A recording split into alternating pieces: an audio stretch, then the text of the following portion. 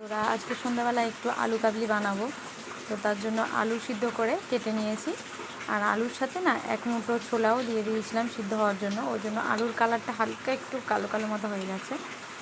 আর এইখানে পেঁয়াজ, কাঁচা লঙ্কা আর ধনেপাতা কুচিয়ে রেখেছি। এখানে তেঁতুলের টক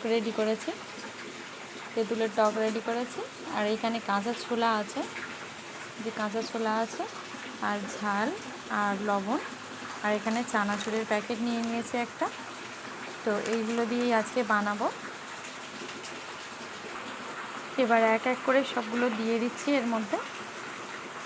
ধনেপাতা, পেঁয়াজ, কাঁচা লঙ্কা সব দিয়ে দিয়েছি। এবার কাঁচা ছোলাগুলো দিয়ে দিচ্ছি।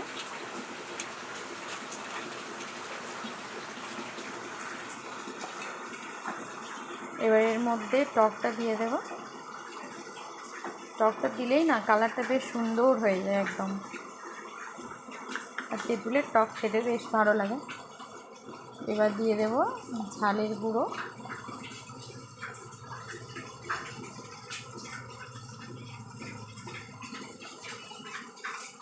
অল্প করে দিলাম কারণ কাঁচা লঙ্কা দেওয়া আছে।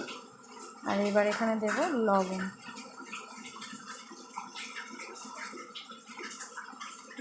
তেঁতুলটা মাখার সময় একটু লবণ দিয়েছিলাম, ওই জন্য এখন একটু লবণটা কম কম দিচ্ছি। এবার সবগুলো দেওয়া হয়ে গেছে মোটামুটি। এবার মাখিয়ে নেব। মাখানোর পরে আমি চানাচুরটা শেষে অ্যাড করব। এবার আমার মাখানো কমপ্লিট হয়ে গেছে। এই যে দেখতেই পাচ্ছ কেমন লাগছে দেখতে, অন্ধকার হয়ে আসছে যার জন্য আলোটা একটু কম কম লাগছে। এবার আমি চানাচুরটা দিয়ে দেবো এর মধ্যে।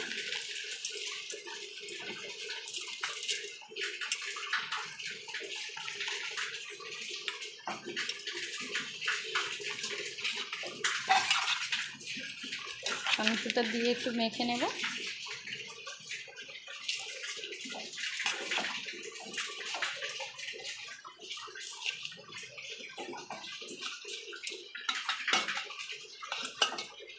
দেখো কেমন সুন্দর লাগছে দেখতে, আর খেতেও তেমন ইয়াম্মি ইয়াম্মি। তেঁতুল টক দিয়ে এরকম চানা বা আলু কাবলি খেতে বেশ সুন্দর লাগে। আমার তো খুব সুন্দর লাগে, আপনাদের কেমন লাগে আমি জানি না। তো আজকে ভিডিও এইটুকুই, দেখা হচ্ছে নেক্সট ব্লগে। আমার ভিডিও যদি আপনাদের পছন্দ হয়, ভালো লেগে থাকে, তো সাবস্ক্রাইব করে আমার পাশে থাকবেন, আর একটু লাইক কমেন্ট শেয়ার করে দেবেন দয়া করে। তো আজকের মতো এইটুকুই, খুদা হাফেজ।